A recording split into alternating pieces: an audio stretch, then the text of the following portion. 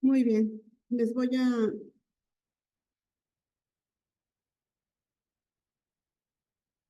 ir hablando. Ustedes si tienen alguna duda, alguna pregunta, por favor, pueden ir anotándola en el chat. Voy a tratar de leer todas, pero si no, al final, por favor, de la sesión ya podemos platicar y hacer comentarios acerca de la disertación. Si voy muy rápido también, pueden ahí comentar con la institución para que me avise. Yo como estoy viendo la pantalla no puedo ver mucho el chat, pero espero que podamos estar en sintonía. Bueno, primero que todo me presento. Mi nombre es Ana Lilia García Ramírez. Trabajo en lo que es la Casa de la Cultura Jurídica del Estado de Oaxaca. Soy encargada de acervos documentales de aquí, de esta Casa de Cultura Jurídica que pertenece a lo que es la Suprema Corte de Justicia de la Nación.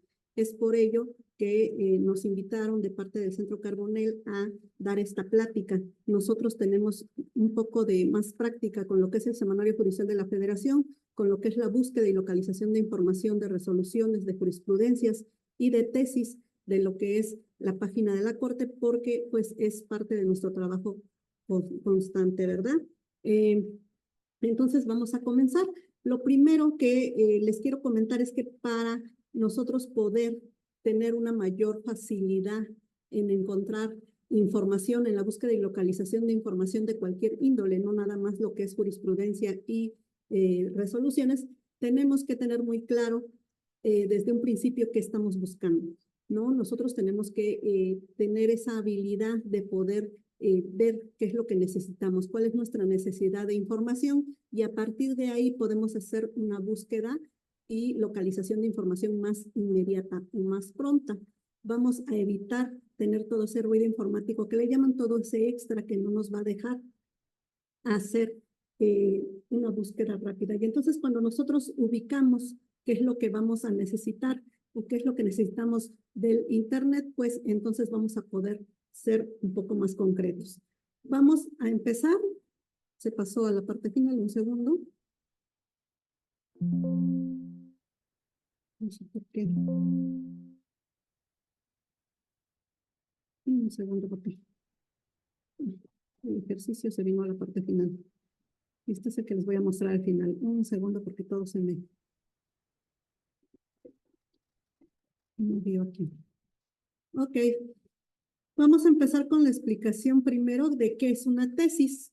La tesis en general es un documento que va a contener en forma clara y concisa un criterio jurídico para un caso concreto.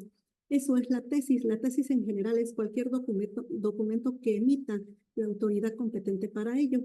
¿Qué autoridades son estas? Las que la ley, en este caso la ley de amparo, hablando de lo que es el Poder Judicial de la Federación, le permite.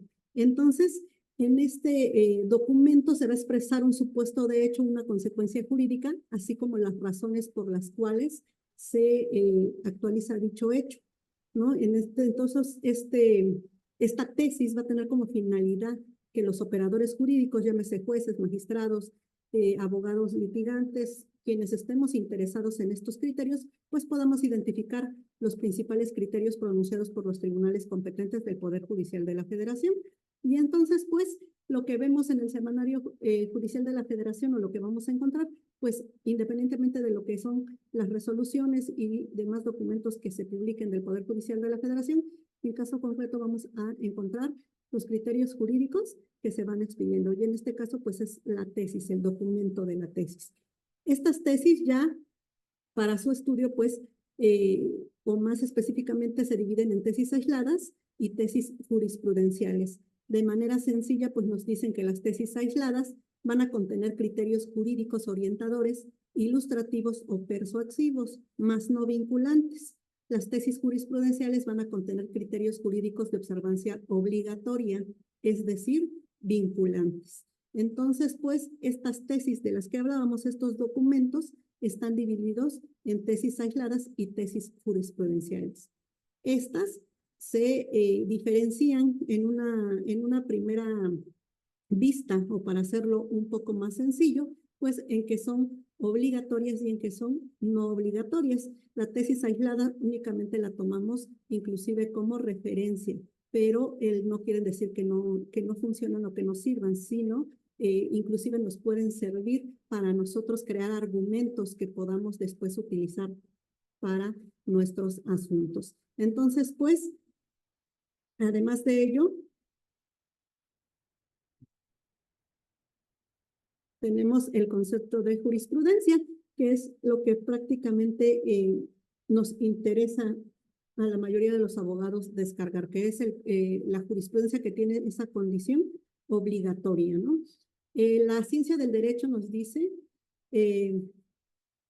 que la jurisprudencia es la disciplina que describe el derecho. Etimológicamente, jurisprudencia tiene como origen el vocablo latino jurisprudentia, que significa ciencia del derecho, y está compuesto de juris, genitivo de jus, derecho, y prudencia o prudentia, ciencia, sabiduría, conocimiento.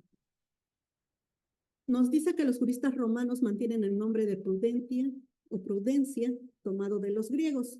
Ulpiano decía, jurisprudencia es el conocimiento de las cosas divinas y humanas, la ciencia de lo lícito y de lo ilícito. Nuestros antecedentes de lo que es jurisprudencia, pues le daban hasta un sentido, un conocimiento divino y humano a esta cuestión de lo que es el derecho. Por eso es que se ha venido evolucionando o se ha venido viendo esa forma, ¿no? De lo que es la jurisprudencia, de lo que es el derecho. De esta manera se ha ido tomando por años. ¿Qué es lo que está pasando hoy en día? Ese tipo de visión, ya no de cosa divina, sino de más humana, de más a nivel tierra, dijeran a nivel de igualdad, pues se toma esta cuestión del derecho. Les decía que para poder entender la importancia de nuestro Semanario Judicial de la Federación, de nuestras resoluciones y de lo que es la jurisprudencia, pues vamos a ver sus antecedentes, ¿no? Nosotros nos basamos en un libro que se llama La Jurisprudencia en México, hecha en esta Suprema Corte por una publicación oficial que actualmente ya no está a la venta, pero la podemos encontrar en la biblioteca digital de la Suprema Corte de Justicia. La jurisprudencia se originó o tiene sus antecedentes en España en el siglo XII al XV, lo que conocemos como fuero, juzgo, leyes de estilo o declaración de las leyes de fuero. Cuando México es conquistado, como lo conocemos por lo que son los españoles, pues traen toda esa cuestión o ese bagaje que ellos tenían de leyes, sin embargo no lo pueden meter de un solo golpe a lo que es el pueblo mexicano, sino más bien lo van mezclando con aquellas disposiciones jurídicas que ya había aquí de los indígenas y que ellos fueron tratando de vincular para poder sacar los problemas que se presentaban en esa época. De acuerdo a lo que ellos iban viendo, pues trataban de tener ahí una especie de mediador que les ayudara a resolver algunas cosas que ellos tenían. Y entonces vemos que el derecho indiano dice las principales fuentes de sus disposiciones jurídicas fueron la tradición, la costumbre, la religión, las alianzas matrimoniales de las familias nobles, los pactos colectivos, la organización del trabajo, las transacciones mercantiles y las sucesiones. Dice que para el legislador indiano la costumbre era no la que consiste en 2 o 3 actos solos, sino en muchos continuados sin interrupción en orden incontrario. Entonces ahí en esa pequeña definición de costumbres donde vemos esta cuestión de la jurisprudencia. En los conflictos entre los naturales de América, que por su naturaleza particular, al no poder ser resueltos a través de las disposiciones del derecho español, se hizo necesario que se habilitara un nativo de la familia noble y con conocimiento tanto de las costumbres españolas como del idioma castellano, con facultades extraordinarias para poder resolver los conflictos. La jurisprudencia en la Nueva España, en la época colonial, durante la época colonial se impuso en un principio el derecho peninsular, el cual se asimiló, integró y automáticamente en las Indias, de modo que las leyes promulgadas en España se entendían vigentes en el Nuevo Mundo. La jurisprudencia que se formaba en el derecho indiano dependía directamente de la persona que detentaba el poder, quien podía ser el virrey, el oidor, el corregidor o cualquier otra autoridad que tuviera facultades para legislar y juzgar, ya que interpretaba y aplicaba discrecionalmente las disposiciones jurídicas. Posterior a ello viene la etapa de lo que es la independencia de México y se hace este rompimiento con el modelo político español. El distanciamiento de este sistema jurídico fue paulatino. Entonces, aunque la independencia se consumó, perdón, en 1821, muchas instituciones fueron conservadas para poder seguir organizando el país. Esta época fue de revueltas, fue de organización. Encontramos aquí en los acervos de la Casa de la Cultura Jurídica un decreto de 1826, donde a través de una orden del gobierno, lo que conocemos ahorita como gobierno federal, que en ese tiempo pues también era quien concentraba este poder, pues les ordena que se organicen los diferentes batallones, y le llaman que se organicen los batallones de justicia para que puedan defender todavía la independencia y la libertad que habían conseguido durante el periodo de independencia de México. ¿Por qué? Porque temían que los españoles regresaran a través de embarcaciones de Cuba y que pudieran retomar lo que es nuestro país y volver a mantener ese control sobre México. Y entonces, pues, esta época de revuelta no se quita de inmediato el sistema jurídico español, sino más bien van tratando de organizar el país nuevamente. En lo que es el 31 de enero de 1824 se promulga lo que es el Acta Constitutiva de la Nación Mexicana, se crean órganos de justicia federal y estatal dentro de un sistema judicial, dice, estructurado constitucionalmente, y el Poder Judicial de la Federación se crea en el título quinto de esta Constitución, dice, del Poder Judicial de la Federación estaba integrado por la Corte Suprema de Justicia, los tribunales de circuito, los juzgados de distrito y un Poder Judicial en cada uno de los estados. La etapa centralista que vivió nuestro país nos habla de las 7 leyes.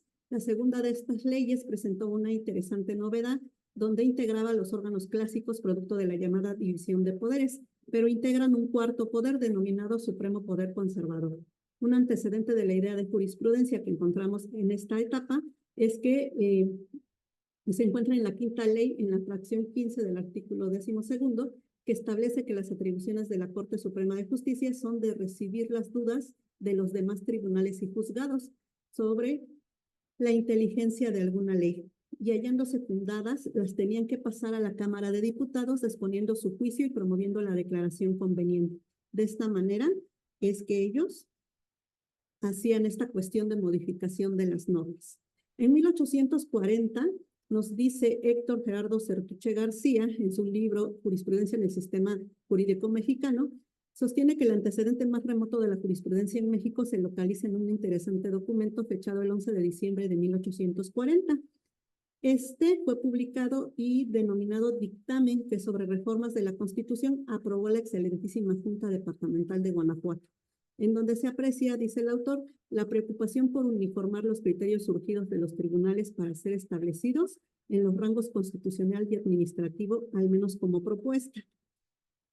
En 1843 fue producto de la reunión de la Junta Nacional Legislativa por un número de 80 notables, y ante la inestable situación nacional que seguía, se propuso sustituir las denominadas 7 leyes, y de esta manera se incluyó dentro de las facultades de la Suprema Corte de Justicia, o en la Corte Suprema de Justicia en ese entonces, oír las dudas de los tribunales en inteligencia de alguna ley y, juzgando las fundadas, iniciar la declaración correspondiente de esa duda o de esa situación que le comentaban los órganos jurisdiccionales a la Corte Suprema de Justicia. En 1847 regresa el sistema federal para restituir la vigencia de la Constitución de 1824, y a pesar de que tiene reformas, en 1856 fue promulgado un estatuto orgánico provisional de la República Mexicana que sirvió de base para que su nuevo constituyente expidiera la Constitución Política de 1857. En este periodo de 1847 se suprime ese cuarto poder creado por el centralismo, que desapareció. En realidad este cuarto poder era como un observador, y al ver que no funcionaba o que casi no le llegaban información, no le llegaban asuntos, pues ordenan desaparecer. En la Constitución de 1857 se proporcionó amplias facultades a la Suprema Corte de Justicia, lo que la colocó como intérprete final de la Constitución, y de esta manera, a partir de su promulgación, se le ha considerado como el tribunal que pronuncia la última palabra en todas las cuestiones que puede revestir la forma judicial, independientemente de la autoridad que las haya decidido. Esto es en este periodo de 1857. Vamos a ver cómo a partir de este periodo esta nueva Suprema Corte de Justicia va a manejar esta cuestión de la interpretación final de la Constitución. Ya veremos cómo se van resolviendo los asuntos y qué es el procedimiento que seguirá. En el texto de la Constitución dice de 1857, no se hizo mención expresa de la jurisprudencia, sin embargo, su tratamiento se dejaría a los proyectos de ley que en torno al amparo comenzarán a aparecer en los años siguientes. La Constitución en sí no mencionaba a lo que es la jurisprudencia, pero la ley de amparo desde unos inicios, o más bien desde que se fue creada, es donde empiezan a integrar esta figura. La integración de la jurisprudencia publicada de la primera a la cuarta época se realiza con fundamento en la Constitución Federal de 1857. De ahí que sea inaplicable y se le considere jurisprudencia histórica. Entonces, de la primera a la cuarta época, aún la vamos a encontrar en el Semanario Judicial de la Federación como jurisprudencia histórica. Y si bien no es una jurisprudencia vigente, sí la dejan como parte de la referencia histórica que tiene este Semanario Judicial de la Federación y nos puede servir para cuestiones de investigación. Si nosotros queremos saber cómo era tratado a lo mejor el divorcio en esas épocas, si alguien, decíamos, se atrevía a divorciarse en esas épocas, pues podemos buscar de primera a cuarta época y ver si realmente alguien efectuó esa cuestión del divorcio. En 1868 se presenta un proyecto de ley de amparo ante el Congreso de la Unión y por lo que respecta a la jurisprudencia, se establecía que las sentencias de la Suprema Corte y las resoluciones de los juzgados de distrito, si se trataba de providencias que tuvieran por objeto la suspensión del acto reclamado, y en los casos arriba mencionados, debían publicarse en los periódicos de circulación nacional. Y en 1882 se promulga la Ley Orgánica de los artículos 101 y 102 de la Constitución Federal, también conocida como nuestra Ley de Amparo, de 1882, y el 14 de diciembre de ese año fue promulgada por el entonces presidente de la República, Manuel González. La ley de 1882 aportó la obligatoriedad de esta jurisprudencia, o de la jurisprudencia más bien. Entonces vemos que la época histórica del Semanario Judicial de la Federación está dividida en 4 épocas. Inicia en enero de 1871 y concluye en 1914. En esta primera etapa que vemos de inicio del Semanario Judicial de la Federación, el presidente Benito Juárez promulgó el 8 de diciembre de 1870 un decreto, el 6845, a través del cual estableció la creación del Semanario Judicial de la Federación. Este semanario que vamos a conocer hoy en la página de internet, pues fue promulgado y fue ordenado por el presidente Benito Juárez. Les decía yo anterior a esto, pues se publicaba en lo que son los periódicos de circulación nacional, se mandaba el contexto y pues se publicaban en esos periódicos. Entonces fue Juárez quien dijo, vamos a hacer un compendio donde todas las sentencias que emitan los tribunales federales estén comprendidas en un solo documento. Y es así como se crea el Semanario Judicial de la Federación. El Semanario Judicial de la Federación nos dice aquí se ha dividido en épocas, las cuales constituyen periodos que reflejan cambios paradigmáticos en la manera de formar jurisprudencia, es decir, en la manera de registrar los criterios que constituyen la creación del derecho a través de la actividad jurisdiccional. Las épocas del Semanario Judicial de la Federación son los periodos que abarcan nuestra historia también jurídica. Es decir, cuando hay un cambio en la historia de nuestro país, en la historia de nuestro sistema jurídico mexicano, más bien, es cuando se crea una nueva época.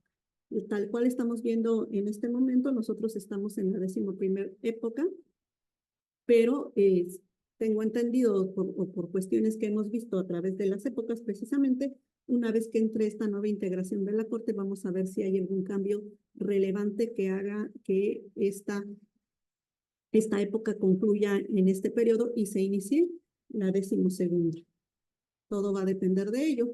Entonces, en la atención a esa orden de publicación en el Semanario Judicial de la Federación, a través de los archivos históricos de la Casa de la Cultura Jurídica, también encontramos constancias de ese envío de resoluciones, ¿no? Tenemos un expediente de 2014 de 1888, donde vemos cómo enviaban los juzgados, los tribunales de este estado, mandaban a publicar en el Semanario Judicial de la Federación. Era a través de letra manuscrita que ellos hacían su acuerdo y decían para su publicación en el Semanario Judicial de la Federación y hacen un pequeño extracto de la sentencia que quieren que publique. A través de esos escritos era que daban a conocer para que publicaran en el Semanario Judicial de la Federación. Los antecedentes históricos de la jurisprudencia en México seguimos con la intervención francesa. En ese periodo estuvo caracterizado por la influencia jurídica francesa y a ellos no les gustaba nada que tuviera o que se vinculara con el derecho estadounidense. Entonces fueron sustituyendo ciertas figuras y en ese periodo, en ese corto periodo también de la influencia jurídica francesa, no tenemos antecedentes de la jurisprudencia en México, prácticamente desaparece del contexto, ¿no? Posteriormente la vemos en el Código de Procedimientos Federales de 1897. El 26 de diciembre de 1908, Porfirio Díaz promulga el Código Federal de Procedimientos Civiles, vigente a partir del 5 de febrero de 1909, y este código incluye nuevamente la jurisprudencia y empieza la consolidación de esta figura de la jurisprudencia en nuestro sistema jurídico mexicano. La jurisprudencia vigente ahora es la que conocemos a partir de la promulgación de la Constitución de 1917. Esta quinta época se inicia a partir de esa promulgación y a través de los cambios que se han suscitado en diferentes periodos, se han ido creando las demás épocas. Tenemos la sexta época que abarca un periodo de 1 de julio de 1957 al 15 de diciembre de 1968 y cuya creación se debió a la modificación de la publicación y difusión del Semanario Judicial de la Federación. Del 1 de enero de 1969 al 14 de enero de 1988 se crea la séptima época y esta se creó a partir de que se ordena que también se dicta jurisprudencia por los tribunales colegiados de circuito. Del 15 de enero de 1988 al 3 de febrero de 1995 se crea la octava época, dado que se da la modificación de facultades y competencias de tribunales del Poder Judicial de la Federación. La novena época, del 4 de febrero de 1995 al 3 de octubre de 2011, reforma al Poder Judicial, crea el Tribunal Constitucional y el Consejo de la Judicatura Federal. La décima época, del 4 de octubre de 2011 a la fecha, es la reforma de amparo y de derechos humanos. Y posterior a ello, inicia nuestra siguiente época, que es la actual.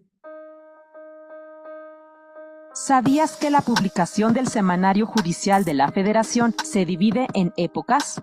A partir del 1 de mayo de 2021 se inicia la 11ª época del Semanario Judicial de la Federación. Dentro de las modificaciones que las recientes reformas constitucionales introdujeron en nuestro sistema jurisprudencial destacan la creación de un sistema de precedentes, en el cual las resoluciones emitidas por el Pleno, con una votación por mayoría de 8 votos, y las salas por mayoría de 4 votos de la Suprema Corte de Justicia de la Nación, serán de observancia obligatoria para todos los tribunales del país. Cambios en la estructura del Poder Judicial de la Federación con la creación de los plenos regionales y el establecimiento de los tribunales colegiados de apelación, que conocerán de los asuntos de la competencia actual de los tribunales unitarios de circuito. No te pierdas todas las cápsulas informativas y conoce más. Ok. Como les comentaba, estamos en la 11ª época. Esta época surgió con las modificaciones, como vimos, que se dio de lo que es el sistema de precedentes y lo que es la creación de los plenos regionales y además de los tribunales colegiados de apelación y con ello la desaparición de los tribunales unitarios de circuito. A partir de las reformas precisamente del 11 de marzo de 2021 se hacen diferentes cambios a la Constitución Política de los Estados Mexicanos y origina esta nueva época. Por eso es que se presume que una vez que aunque ya se dio la reforma, pero apenas va a ser la integración de esta nueva Suprema Corte de Justicia, se presume que puede haber la creación de la 12ª época, o así debiera de ser, ¿no? De acuerdo a lo que hemos visto en la historia de esta creación de jurisprudencia. A través del decreto que se expide con estas reformas, pues se crea también lo que es la reforma a la Ley Orgánica del Poder Judicial de la Federación, a lo que es la Ley de Amparo, a la Ley de Defensoría Pública, todas estas normativas que hacen que los órganos del Poder Judicial de la Federación, pues, se creen estos plenos regionales, les decía, estos tribunales colegiados de apelación, que son los cambios que hay en ese momento para lo que es el Poder Judicial de la Federación. Posteriormente, o ya la más actual, que es la que se está llevando a cabo ahorita o la que se está ejecutando en este momento, pues ya veremos qué cambios van a tener nuestro sistema o nuestro Poder Judicial de la Federación en este asunto. Bueno, la Ley de Amparo, como vemos, y la Ley Orgánica del Poder Judicial de la Federación nos hablan de la jurisprudencia en su capítulo 7º a través de diferentes artículos, el artículo 157 al 159, nos establece qué es la jurisprudencia, quién establece la jurisprudencia y cómo se va organizando toda esta cuestión de la jurisprudencia. Entonces, a la par de lo que es leer nuestra ley de amparo, también tenemos que estar vinculados con lo que es la Ley Orgánica del Poder Judicial de la Federación. Además de eso, les comentaba, pues, nuestra ley de amparo a través de diversos artículos nos va mostrando lo que es la forma de cómo se crea jurisprudencia, cómo se establece la jurisprudencia, cómo es obligatoria para todos aquellos circuitos, nos va estableciendo cómo se hace esta distribución de obligatoriedad y además de ello, lo que es la publicidad de estas jurisprudencias.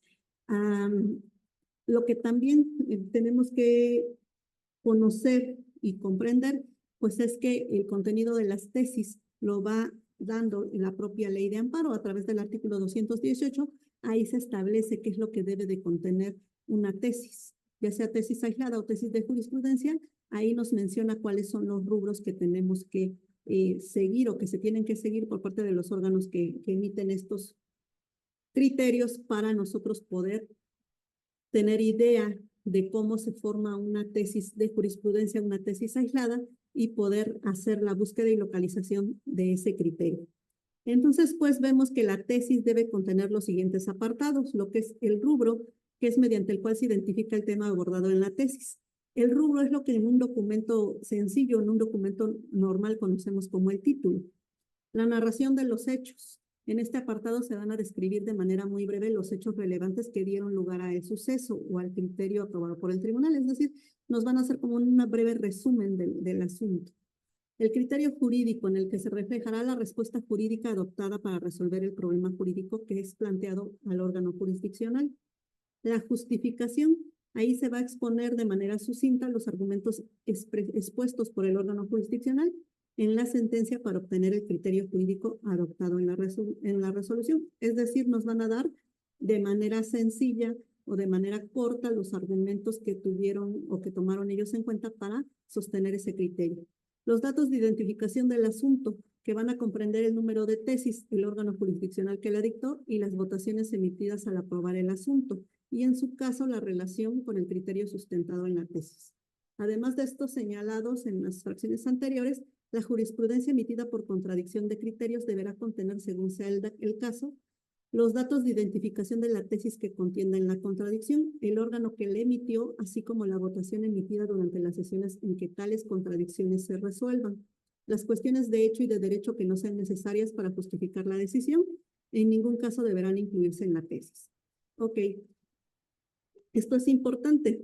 Nosotros vemos que hay una jurisprudencia histórica, una jurisprudencia vigente, y nos marcan que la jurisprudencia desde la 5ª época hasta la 11ª que estamos actualmente son vigentes. Es decir, que todos esos criterios están o son aplicables, ¿no? Y entonces aquí señala este artículo al final, nos dice que si alguno de esos criterios, es decir, los que fueron generados de la 5ª a la 9ª, 10ª época, más bien a la 10ª época, si alguno de ellos es superado por otro criterio que está surgiendo en esta 11ª época, pues se le va a hacer la anotación al margen al final para que sepamos que esa tesis de la 5ª época, esa tesis de la 8ª época, de la 9ª época, ese criterio ha sido superado y nos va a dar una referencia al nuevo criterio que está siendo sustentado y que está siendo superado por esa tesis. Vemos la estructura jurisprudencial de la tesis de 1917 a 2019. Les decía yo que era importante, nada más voy a checar un poquito el chat porque está abierto. Sí, sí, adiós a la 11ª época. Yo creo que sí. Ya la lógica nos indica eso. Les comentaba que tenemos que conocer lo que estamos buscando para poder saber cómo localizar tesis de jurisprudencia, resoluciones, etc. Lo primero que tenemos que ver es nuestra estructura de nuestra tesis, cómo está formada. Entonces, les comentaba, en 2020, 2021 empieza la nueva estructura, más bien 2020, empieza la nueva estructura de la tesis, separada por estos 3 rubros. Pero anterior a ello, pues teníamos este tipo de tesis que era un poquito más o menos entendible de acuerdo a lo que se comentaba, porque el texto era demasiado grande, el párrafo donde te describían todo lo que era la definición o el criterio en sí, pues era muy grande y a algunos les parecía poco entendible. Y entonces para ello es que se hace esa reforma a partir de 2020 y se hace esa reestructuración de tesis. Sin embargo, hay datos que son específicos y que no se pueden cambiar, como el número de identificación. El número de identificación está formado por números romanos, por letras. Ahorita vamos a ver cómo se describen esos números de identificaciones, porque lo legal o lo que vale dentro de lo que es el sistema jurídico mexicano y dentro de lo que es el Semanario Judicial de la Federación, pues es ese número de identificación. Cuando nosotros vamos a citar una tesis jurisprudencial, una tesis aislada, lo que vamos a citar es ese número de identificación. El número de registro llegó a ser confuso para muchos, porque aunque el Semanario Judicial ahorita lo agrega para cuestiones prácticas de localización de información en nuestro Semanario Judicial Electrónico, valga la redundancia, ese número de registro electrónico no tiene manera legal, pues no tenía manera legal de comprobarse hasta que lo incluyeron ahorita en el semanario, pero aún así lo que es el número de identificación legal de una tesis, pues es este número compuesto de letras y de números romanos. El número de registro era como el registro que se le daba al momento de ingresar la tesis al sistema de computadora. Y entonces pues se generaba un registro de esa tesis que iba uno agregando y por eso se puede localizar de esta manera. Pero en realidad lo legal y lo que vale pues es el número de identificación. La instancia emisora, ¿quién emite esta tesis? Los tribunales colegiados, las salas, se puede decir que antes de esta reforma, pues las salas existentes, el pleno, la fecha de publicación de esta tesis, la época a la que pertenece, el tipo de tesis si es aislada, a qué materia pertenece, si pertenece a civil, a constitucional, a penal, laboral, etc. El rubro o título y subtítulo que vemos de la tesis, el texto y lo que conocemos como precedentes.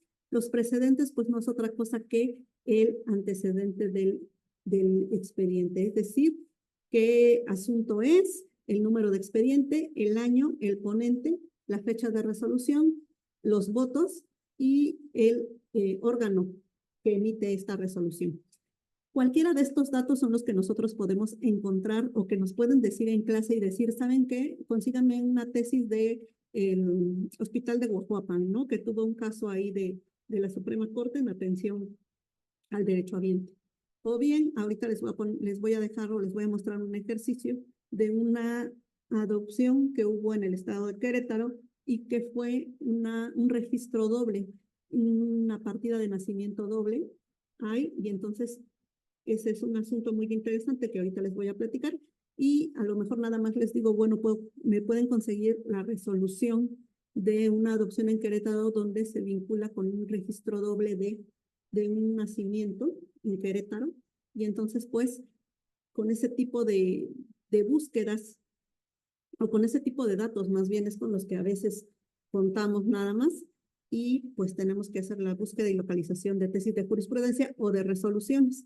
Entonces, dependiendo de eso, de qué datos tenemos, nosotros podemos ya decir, bueno, tengo a lo mejor la fecha de publicación, el precedente, a lo mejor lo más fácil es el número de asunto, el tipo de asunto, lo que es la persona que lo emite. A ver, ya está aquí. A partir de 2019, pero se forja más en el 20, a partir de 2019 es casi como a medio año que empieza a surgir este tipo de criterio y se fortalece en lo que es el año 2020. Empieza a surgir esta nueva tesis que les comentaba, que divide más que todo el texto en tres apartados, como lo vimos en la ley de amparo, pues tiene un apartado de hechos, un apartado de criterio jurídico y una justificación, que hace un poco más entendible lo que es el criterio que está emitiendo el juzgador. Y pues vemos nuevamente que tiene número de identificación, la fecha de publicación, época, precedentes.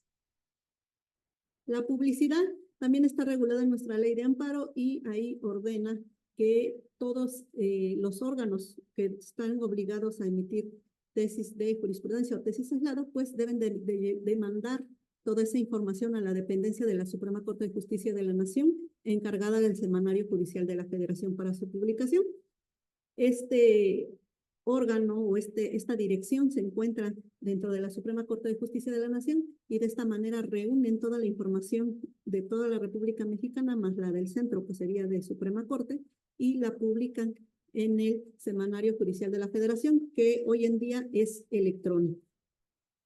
No tenemos ahora lo que es la jurisprudencia por precedentes obligatorios. Y esta jurisprudencia se crea a partir de la reforma 2021 y pues nos habla que el Pleno de la Suprema Corte de Justicia de la Nación pues constituye precedentes obligatorios cuando sean tomados por mayoría de 8 votos. Antes de esta actual reforma que desaparece las salas, pues también las salas hacían o constituían precedentes obligatorios. No hemos eliminado esta cuestión o este párrafo porque recordemos que hasta el 30 de agosto que termine esta función de la actual Suprema Corte de Justicia de la Nación, como está integrada, pues hasta entonces veremos a partir del 1 de septiembre cómo es que va a funcionar y se va pues se puede decir a derogar esta parte donde las salas también emiten estos precedentes obligatorios por acuerdo interno, por acuerdo administrativo, derivado de las cuestiones para poder seguir resolviendo, pues las salas siguieron funcionando en este periodo hasta que sea este proceso de, se puede decir, de entrega-recepción de la actual Suprema Corte a la nueva integración. Tenemos también en el artículo 224 de la Ley de Amparo que nos habla de la jurisprudencia por reiteración. La jurisprudencia por reiteración pues es establecida por los tribunales colegiados de circuito cuando sustenten por unanimidad un mismo criterio en 5 sentencias no interrumpidas por otra en contrario. Recordemos que cuando surge la reforma 2021, se rumoró en redes sociales, que es ahora los medios que más atendemos, pues por esta cuestión del Internet y todas estas cuestiones, se rumoraba que la jurisprudencia había desaparecido al crearse este sistema de precedentes. La jurisprudencia no desaparece, las tesis en sí no desaparecen, siguen siendo emitidas, pero por los tribunales colegiados. Ellos son los que siguen emitiendo lo que es la jurisprudencia y lo que es lo que era la corte, que me imagino la corte en pleno ahora será, pues emitirá lo que son los precedentes, ¿no? Existe también la contradicción de criterios. Esta contradicción de criterios, pues, se establece entre las salas, entre los plenos regionales, entre los tribunales colegiados de circuito. Les comentaba toda esta cuestión, precisamente, pues la vamos a ver a partir del 1 de septiembre, que pues obviamente las salas ya no van a existir y pues será entre los órganos que existan, en este caso serán los plenos regionales, en tribunales colegiados de circuito, y pues estas contradicciones de criterios son las que cuando a veces, cuando un criterio o una resolución o una cuestión que ellos están resolviendo, pues se contradice con otro órgano. Y entonces, pues, hay que resolver a quién se le da o qué criterio es el que va a prevalecer. Y entonces, pues, a través de estos artículos nos va diciendo cómo es que vamos a hacer esa denuncia de esa contradicción de criterios. Y toda esta contradicción de criterios también tiene reglas, ¿no? En años anteriores, pues lo que se hacía es que había un secretario, no, la verdad desconozco si actualmente lo siguen teniendo, pero lo que se hacía es que se asignaba una persona, un secretario que se encargaba también de hacer esta denuncia de contradicciones de criterios y que lo que hacía pues era precisamente lo que marca la normativa, que era denunciar esta contradicción, se sometía de acuerdo a la instancia, se sometía a que la valoraran y que resolvieran cuál era la que prevalecía. La interrupción de la jurisprudencia, los tribunales no van a estar obligados a seguir sus propias jurisprudencias, sin embargo, para que puedan apartarse de ellas, deberán proporcionar argumentos suficientes que justifiquen el cambio de criterio. En ese caso, se interrumpirá la jurisprudencia y dejará de tener carácter obligatorio. Recordemos que nuestro derecho es de evolución, ¿no? Es cambiante. Y entonces, pues no puede ser que la jurisprudencia sea fija, sino tiene que evolucionar también a la par del derecho. Y entonces, para que este cambio de criterio suceda, pues tiene que haber un argumento, dice, suficiente que justifique el cambio de criterio. Esto es lo que vamos viendo y por eso es que seguimos viendo esa creación de jurisprudencias y de tesis aisladas. Estas no son fijas y no pueden ser fijas, sino que tienen que ir evolucionando con nuestra sociedad y con nuestra normativa, con nuestro sistema jurídico mexicano. Entonces, pues, en el cambio que se dio con esta reforma, les decía yo, pues fue que la reiteración de la jurisprudencia por reiteración, pues sigue existiendo. Lo que se cambió fue que se denominaba contradicción de tesis, ahora es contradicción de criterio, y la sustitución que hubo, pues fue que había esa figura y se crean los precedentes obligatorios, ¿no?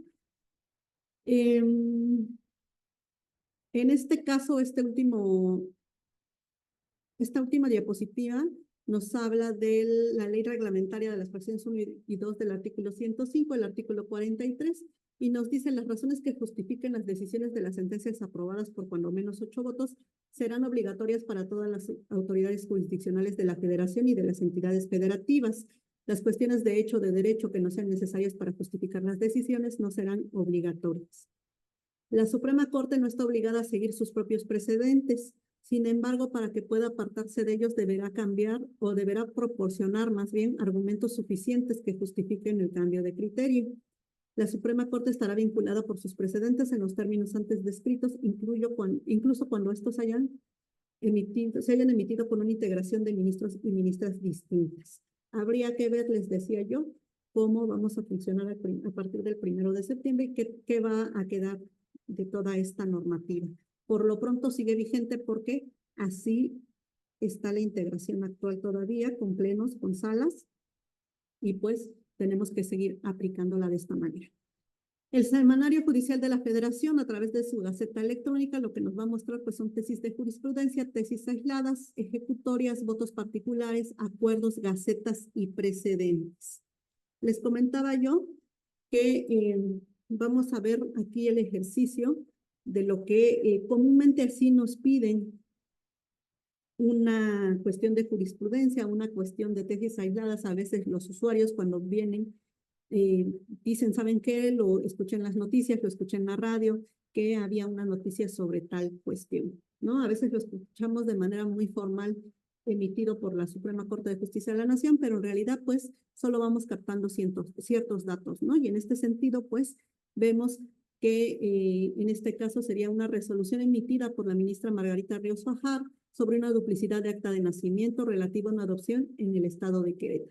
Yo tendría que localizar esa resolución con solo esos datos.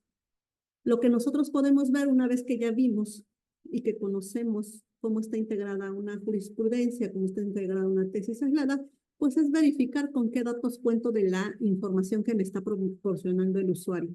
En cuestiones de transparencia, de esta manera es como vamos a tener que resolver las dudas de los usuarios o de las personas que se acerquen a nosotros como servidores públicos y que tengan una duda. Por lo regular lo que hacemos es que pues tú me dices qué necesitas y yo trato de verificar los datos que me estás dando Si me das la mayor cantidad de datos posible, yo voy a hacer la localización de esa información más rápida y más pronta. Y pasa lo mismo en un sistema electrónico. Si yo le doy la mayor cantidad de datos, pues el sistema me va a devolver información más concreta, más precisa. Y entonces, pues, de lo que yo estoy viendo, esto se trata de una resolución que necesito, que es de la ministra Margarita Ríos Fajar. Ya tengo un dato de la ponente. El tema, pues, es una duplicidad de acta de nacimiento junto con el tema de la adopción, y esta se llevó a cabo en el estado de Querétaro. Son 4 datos con los que cuento y en un segundo más vamos a ver cómo se hace ese ejercicio. Antes de pasar al ejercicio, ya que veamos la página de la Corte, me interesa que veamos esta cuestión del número de identificación. Esta es la misma figura que les mostré en la diapositiva, pero vamos a ver la estructura del número de identificación. El número de identificación, les decía yo que se conforma por letras, en algunos casos números romanos, y se va seguida de puntos de diagonales, etc. Entonces, este número de identificación, lo que va a pasar es que, les decía yo que en algunos documentos, como es en el caso de una infografía que acabé de encontrar de la Suprema Corte, vemos cómo nos dan la referencia en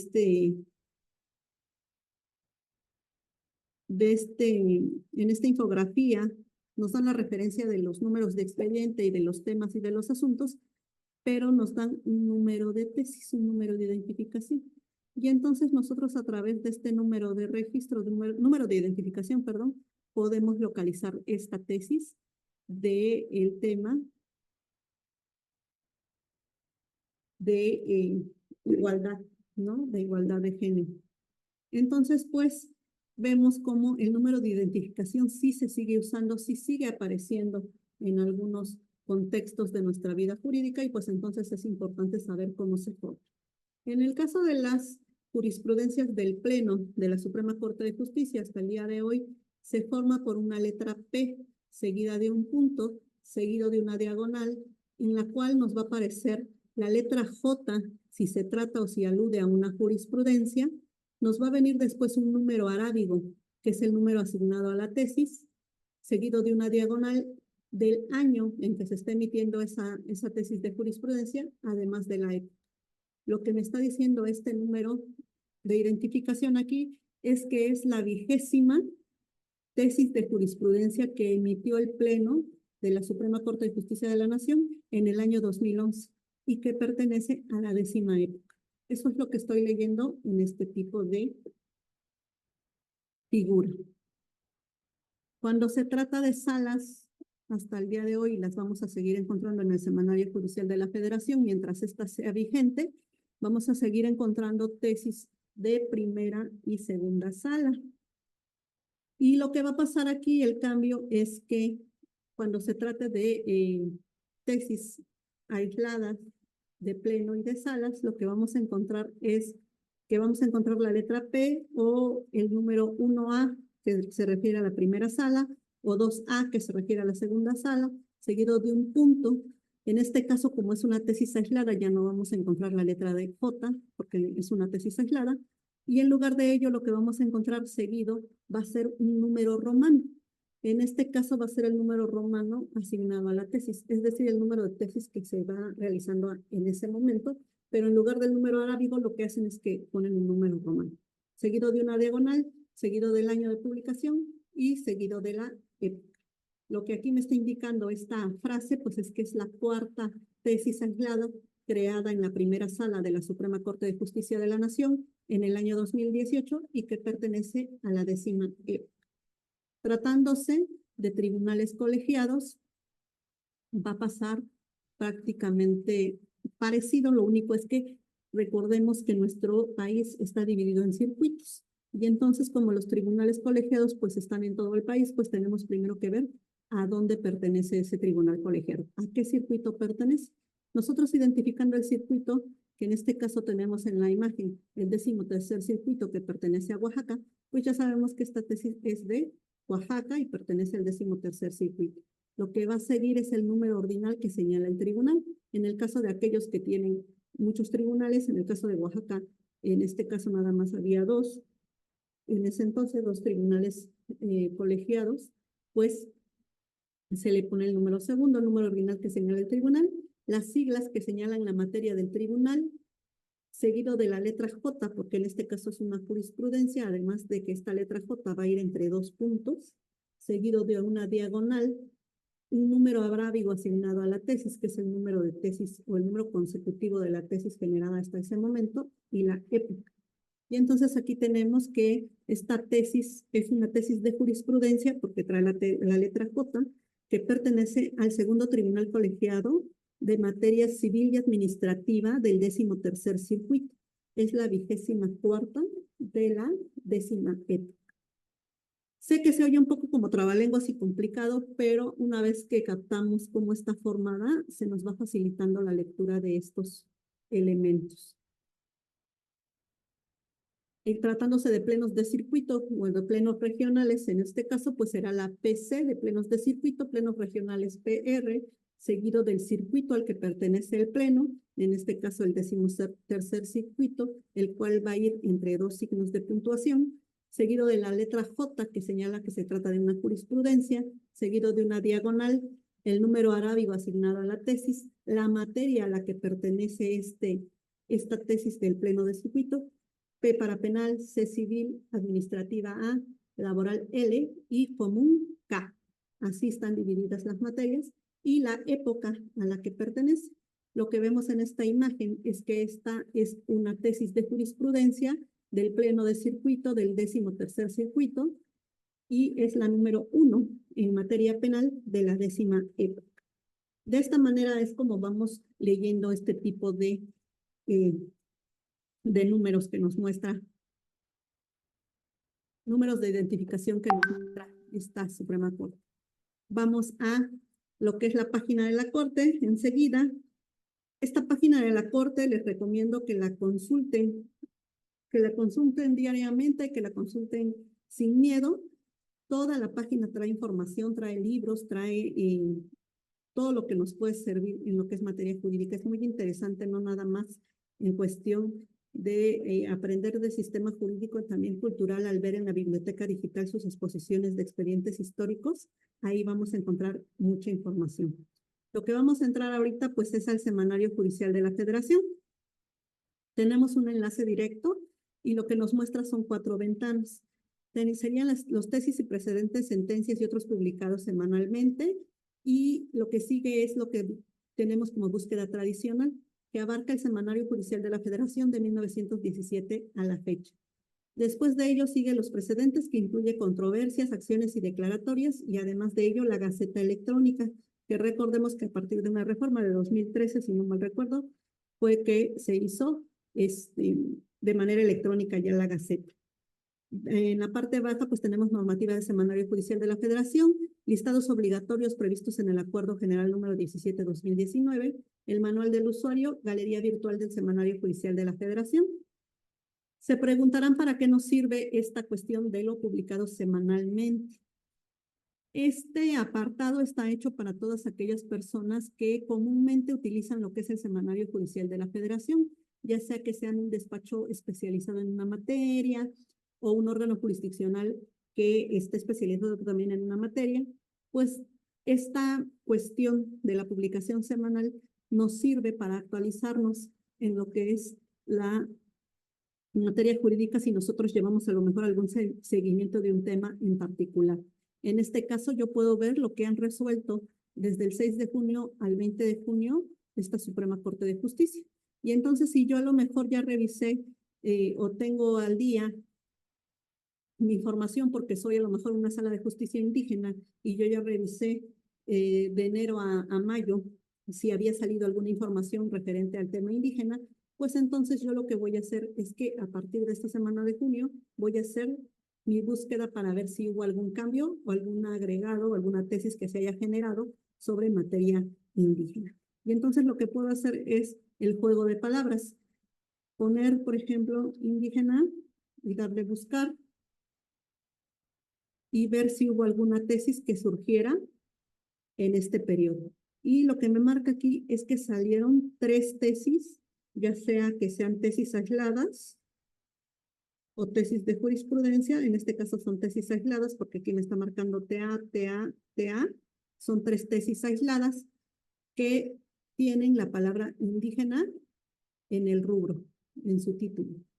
Y entonces, pues, ya tengo que el 13 de junio sí salió información sobre materia indígena. Pero ¿qué pasa? Si a lo mejor yo soy oficial judicial, a lo mejor yo soy particular y me dice mi jefe, ¿estás segura que no hay nada más de esa información, que solo son esas 3? ¿Cómo puedo yo estar segura de ello? Pues voy a hacer el juego de palabras que me va a ayudar a buscar información. Aparte de indígena, puedo usar usos y costumbres para ver si me da alguna otra cuestión. No obtuve ningún resultado. Voy a redefinir búsqueda nuevamente para poder cambiar mi palabra. Puse indígenas, voy a poner pueblo o pueblos. No obtuve resultado. Comunidades.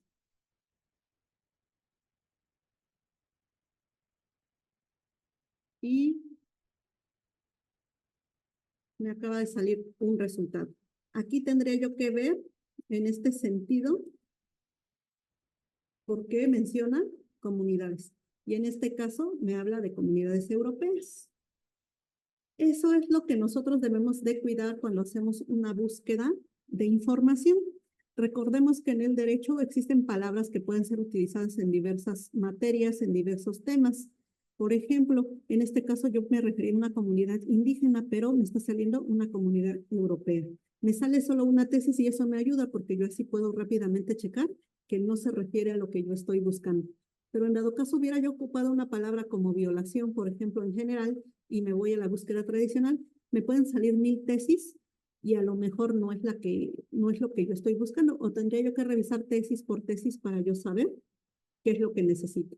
Por eso, ese juego de palabras que nosotros utilizamos al hacer búsquedas es lo que nos va a ayudar a que nuestros resultados sean más concisos. ¿Ok? Voy a copiar este número de registro, permítanme un segundo.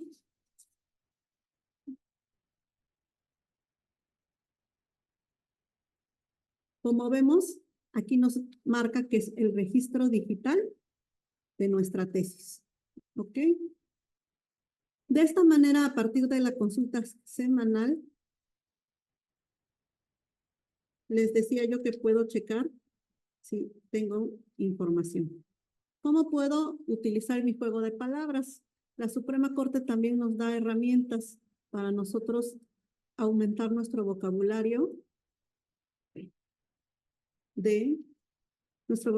jurídico. Ya es el tesauro jurídico, pueden ponerle en la página del Google, SCJN. Ok, este tesauro jurídico nos puede ayudar muchísimo a ampliar nuestro vocabulario y también a tener un poco más amplios los criterios de búsqueda que hacemos de información. Estos tesauros fueron creados por las personas que suben la información al portal de la Suprema Corte, aunque algunos ya están o ya tienen algún tiempo aquí en la página, pues lo que hace es mandarnos una especie de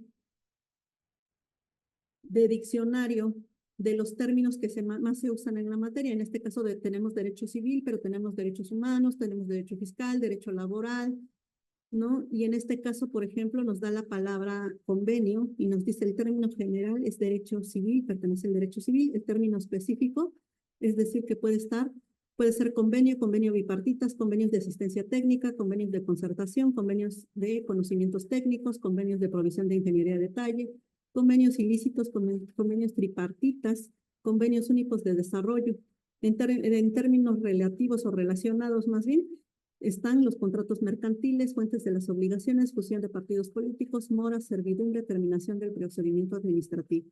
Es decir, nos da una serie de definiciones o de este juego de palabras que podemos utilizar para poder buscar o hacer una búsqueda en el semanario. O sea, a lo mejor yo no me acuerdo o estaba yo precisamente con que, además de indígenas, ¿cómo puedo buscar más información para estar segura de que ya busqué todo tipo de resoluciones o de tesis? Pues puedo apoyarme de estos tesauros jurídicos y decir, ah, bueno, voy a buscar de derecho familiar. ¿Y cuáles serán los temas de derecho familiar? Ah, pues adopción, alimentos, concubinato, divorcio, filiación, matrimonio, parentesco, patria potestad. Estos términos son los que se vinculan y que puedo buscar a través de lo que es el Semanario Judicial de la Federación. Y de esta manera puedo yo estar segura o ampliar mi búsqueda de información para ver que los resultados pues sean los que yo necesito. Estos son los tesauros jurídicos, les comentaba, y pues son los de apoyo. Entonces hay administrativo, civil, constitucional, del trabajo, electoral, financiero, internacional, derechos humanos, derecho mercantil, procesal, derecho penal, juicio de amparo. Entonces todos ellos nos ayudan para lo de nuestras búsquedas, pero también para aumentar nuestro vocabulario, ¿no? Tenemos y podemos recordar ahí cómo hacer ese tipo de búsquedas. La página, si aparece una manita, le damos clic y me regresa a la página principal, que en este caso vamos a la búsqueda tradicional del sistema de sistematización de tesis, que es de 1917 a la fecha. Este panel es lo que conocemos como búsqueda tradicional. Y si vimos en la tesis, en la última que saqué, que hablaba de comunidades europeas, tomé el número de registro. No recuerdo más de esa tesis, más que el número de registro que tomé. Y entonces aquí nos da la opción de buscar por frase o palabra o búsqueda por número de registro. Como tomé el número de registro, voy a anotar 20, 30, 525, que es el número de registro. Le voy a dar buscar y de esta manera ya tengo la tesis. Cuando tenemos un número de registro, es más sencilla la localización de mi tesis. Ya tengo la tesis, ya la puedo copiar y pegar a mi documento de Word, descargar y se me descarga como un documento PDF. Puedo mandarla a imprimir, puedo marcarla para agregarla a una especie de portapapel, le llaman, para poder después ya juntar todas mis tesis y descargarlas, o puedo compartirla. Y en este caso me salen las opciones, puedo compartirla por Facebook, puedo compartirla por Twitter, o lo que es X actualmente, por WhatsApp, por correo electrónico, o generar un vínculo. Si estoy haciendo un trabajo en equipo o con mi equipo de trabajo tengo que armar a lo mejor algún escrito, alguna resolución, pues ya puedo compartirles aquí, miren, encontré esta tesis, agrégala al escrito, o etcétera, ¿no? Entonces nos da esa facilidad la búsqueda y localización de tesis. Ok, en este caso tenía yo un número de registro. ¿Qué va a pasar si yo solo tengo un número de identificación? Lo que vamos a hacer es que nos vamos a ir a búsqueda por frase o palabra y le voy a poner en localización, que ese es el apartado que veíamos en lo que era esta parte, que son los datos de localización, que es el número de identificación. Y entonces, pues, como tengo este número, le voy a dar buscar. Le voy a dejar señalado, pero me sale 3 criterios. Ahora vamos a ver por qué. Porque el sistema se equivocó. Porque el sistema tomó algún número o alguna de las partes de este criterio y por eso me lo sacó. Pero al final encontramos el primer criterio que es el que buscamos, que es 1A J42 2016. No me debió de haber sacado esos dos anteriores, pero esta es la tesis que estamos buscando, que sería alimentos, la obligación de proporcionarlos dentro de las relaciones paternos filiales. Vamos a ver, a redefinir búsqueda. Lo que voy a hacer para que sea más específica y espero que no me falle el sistema es ponerlo entre comillas. No, me sigue fallando el sistema. De repente se aloca. No tiene sentido que me las haya sacado, porque no coincide. Pero lo importante solo me saca 3 y me marca en azul el registro correcto. Alguna cuestión de mantenimiento de la industria. Ok, entonces tengo el número de identificación y con eso ya sale mi tesis. Ahora, vamos a poner la palabra, lo que les decía yo, violación. En este sentido, vamos viendo que las demás opciones que me dan mi sistema, mi búsqueda tradicional, es que me dice, ¿tú dónde quieres buscar? En localización, si tienes el dato de localización, si tienes el rubro, anotar los datos del rubro, si quiero buscar violación en texto, o si tengo a lo mejor el número de expediente, solo sería precedentes. Ahora, ¿qué quieres? Tesis jurisprudenciales y aisladas, jurisprudencia o solo aisladas. Y te marca lo que es las salas o el pleno. Y en este caso, si estamos buscando de la octava época hacia atrás, pues te marca todos los órganos que se habían creado en esos tiempos. Y podemos ver que anteriormente había 4 salas de la Suprema Corte. En este caso, yo voy a dejar marcadas por default las primeras 3 épocas. Le voy a dar buscar. Y les comentaba, si solo utilizo el término violación, pues lo que va a pasar en el sistema es que me va a aparecer 6,989 tesis. Tendría yo que revisar todas esas tesis para ver si me funciona alguna de ellas o no. Lo que tenemos de ayuda en este caso son los filtros. En este caso, estos filtros nos van a decir cuáles son las opciones que nosotros tenemos para poder hacer un filtrado de esa información. Un segundo, por favor, nada más. Déjenme confirmar que no me esté yo pasando de tiempo. No, vamos a ver. Ok. Entonces, este filtrado me va a ayudar a que yo vaya haciendo o acotando la información que necesito. Si me están saliendo 6,989 tesis, yo puedo ver si tengo el ponente. A lo mejor yo no nada más quiero de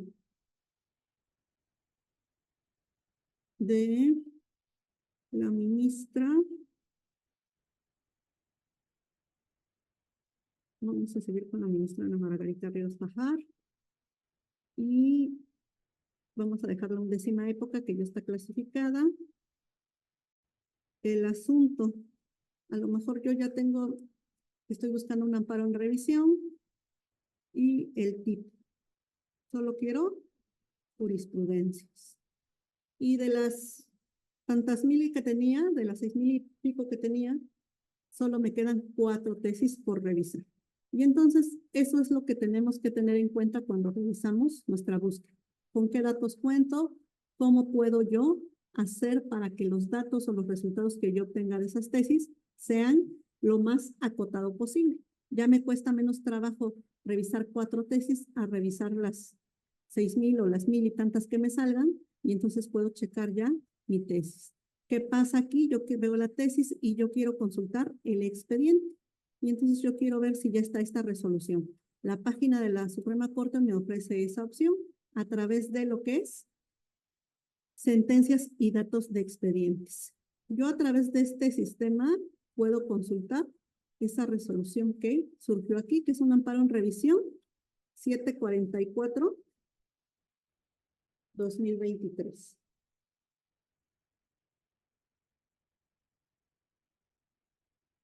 Ok. Al igual que yo, tienen que apuntar luego sus datos porque por lo regular luego se nos van olvidando. Déjenme cerrar esta página. Vamos a consultar expediente. Y en este caso ya me voy a un tipo de asunto, que es un amparo en revisión. Yo quiero el 744-2023. Le puedo poner el ministro ponente y le pongo buscar. Y lo que va a hacer el sistema es que me va a sacar la ficha catalográfica de ese expediente y la palabra engrose. En esta palabra engrose le voy a dar clic y lo que va a pasar es que me detalla más todavía el contenido de esa ficha. Le doy en doc y lo que va a pasar es que me va a bajar la resolución de esa tesis que localicé.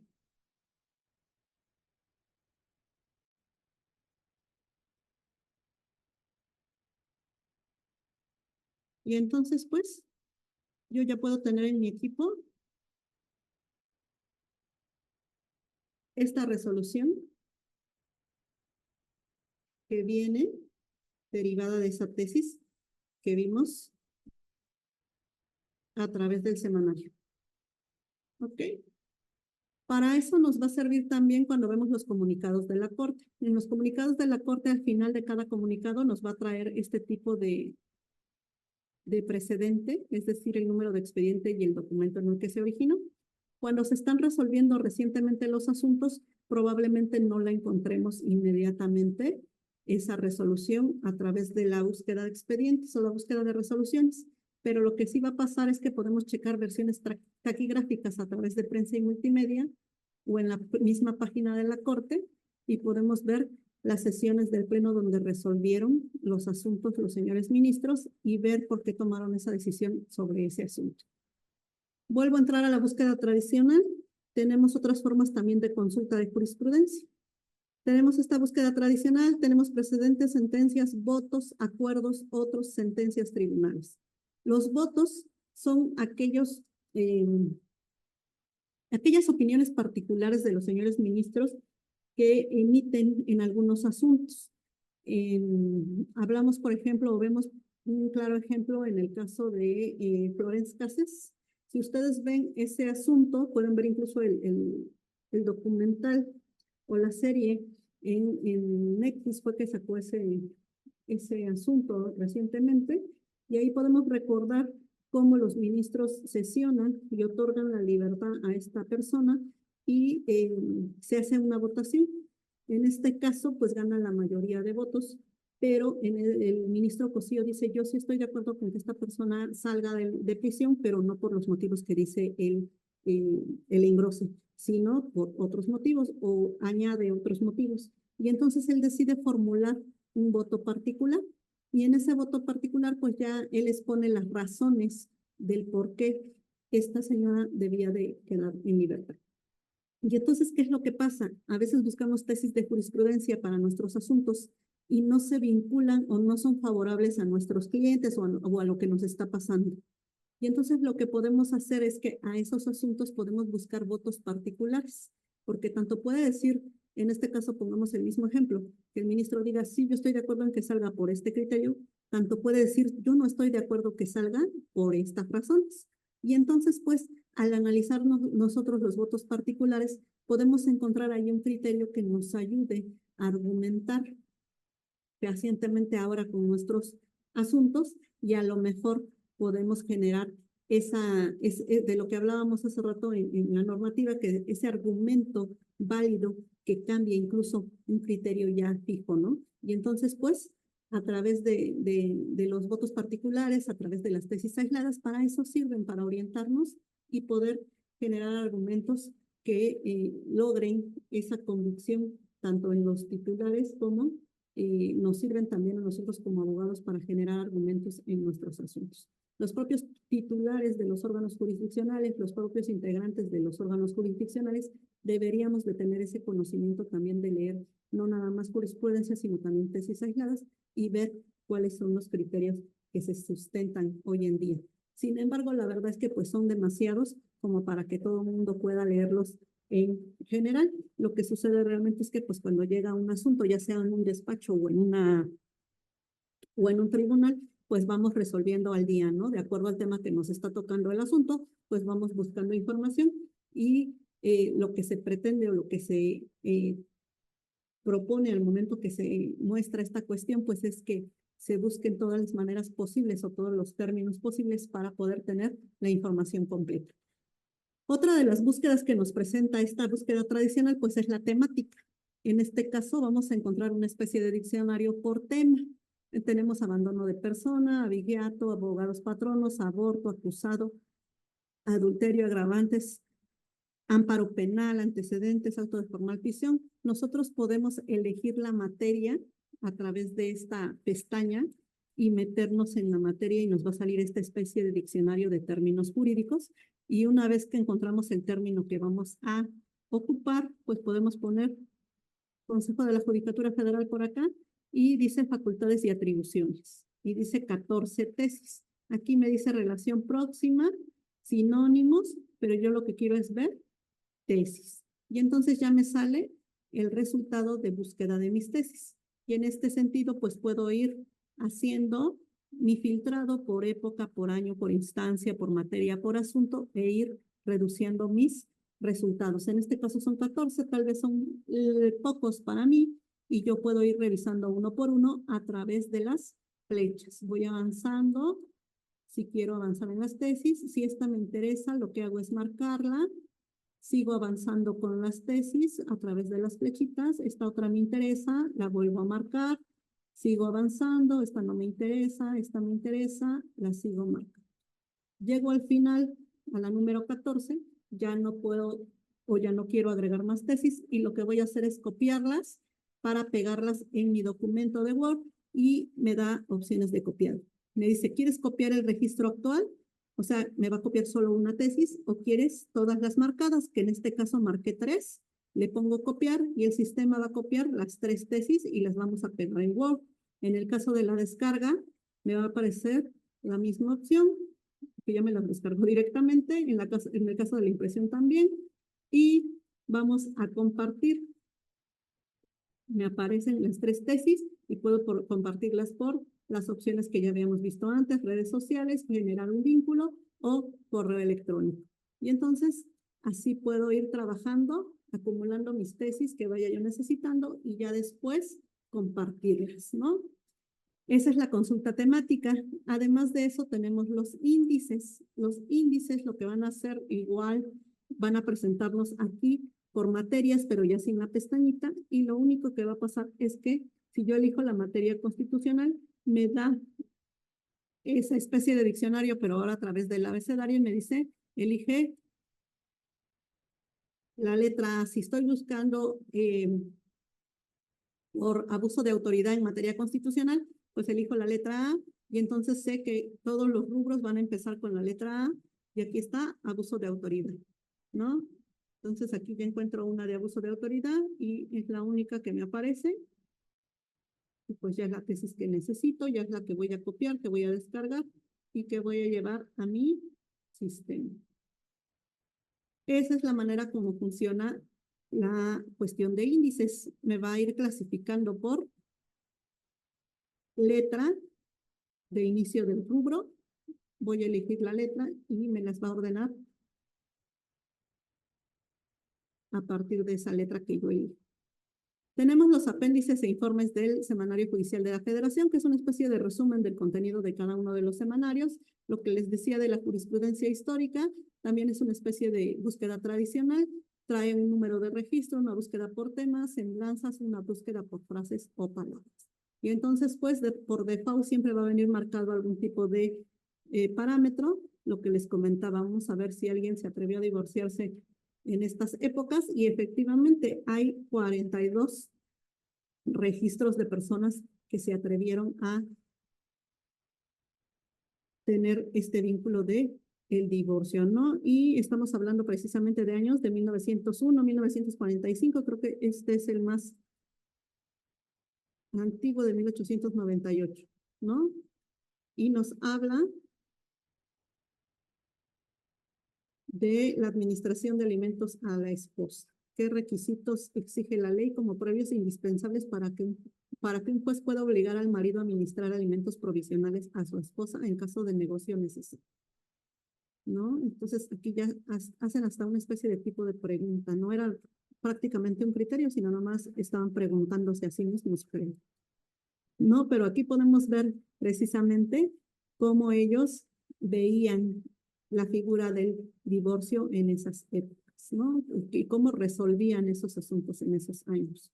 Es interesante por cuestiones de investigación. Documentos de interés son normativas del Semanario Judicial de la Federación. Como vemos en la Ley de Amparo va generada esta obligación de publicación por un órgano de la Suprema Corte y por lo tanto debe de haber acuerdos que vinculan todas las cuestiones de impresión, como organización, cómo se van a publicar, en qué orden, etc. Regresamos al Semanario Judicial de la Federación. El sistema de precedentes incluye controversias, acciones y declaratorias de inconstitucionalidad. Entonces, en este caso, por ejemplo, si yo soy de Oaxaca, yo quiero ver cuáles acciones hay de Oaxaca. Lo que voy a poner es Oaxaca. Y voy a dejar en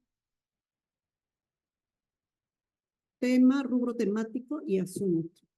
Y entonces le pongo la palabra Oaxaca y me salen 305 registros. Y ya a partir del tipo de asunto yo puedo decir, ya yo quiero saber de las acciones de inconstitucionalidad que se han promovido de Oaxaca. Y en este caso ya me reduce el tema a 50. Si busco de otro estado, pues también puedo poner Chihuahua o Ciudad de México.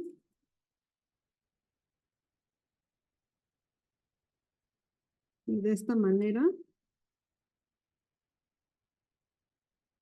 puedo ver que Chihuahua tiene 51. Y entonces ya puedo ir checando si no tengo una en particular que buscar. Si tengo un número, un precedente o un tema, ya puedo buscar también por en ese sentido, por esos temas. Y prácticamente el panel de búsqueda tradicional del Semanario Judicial de la Federación, pues es en general lo que vamos a ver. La Gaceta. La Gaceta es electrónica, vamos a ver aquí en Gaceta PDF.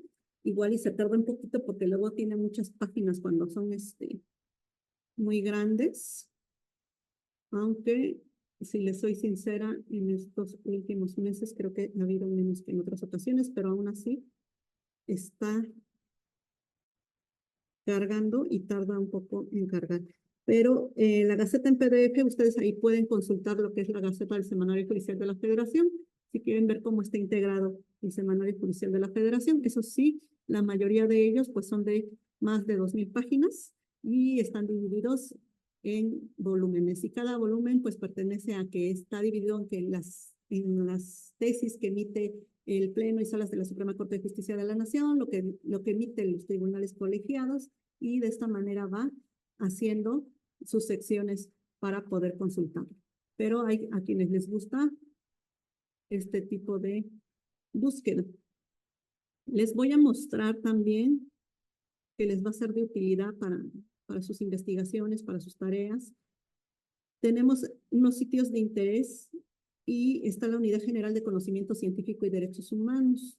Esta Unidad General de Conocimientos Científicos tiene unas publicaciones muy bonitas, que son estas, son las nuevas publicaciones. Les invito a descargarlas.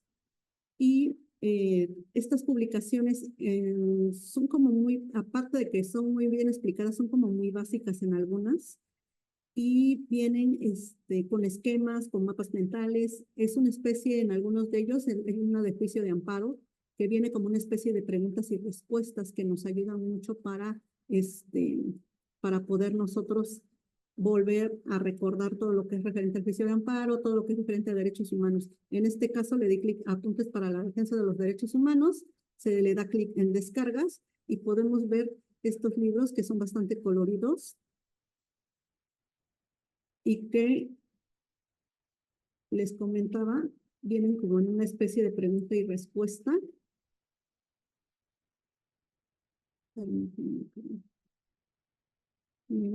Vienen como una especie de pregunta y respuesta y trae mapas, trae infografía, trae muchas imágenes y el color sobre todo hace que sea atractivo también para la vista y son muy entendidos. Podemos aprender bastante o recordar bastante los temas de derechos humanos. Ok. Permítanme porque no se levanta mi pestaña.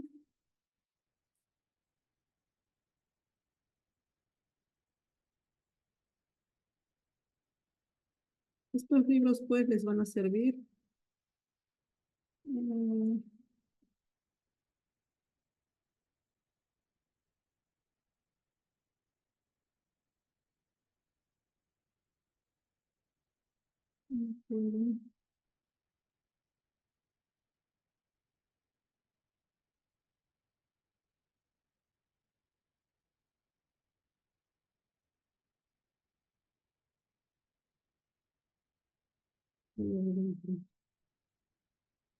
Les van a servir para mucha información. Además de eso, vuelvo a entrar aquí en la Unidad General de Conocimiento Científico y Derechos Humanos.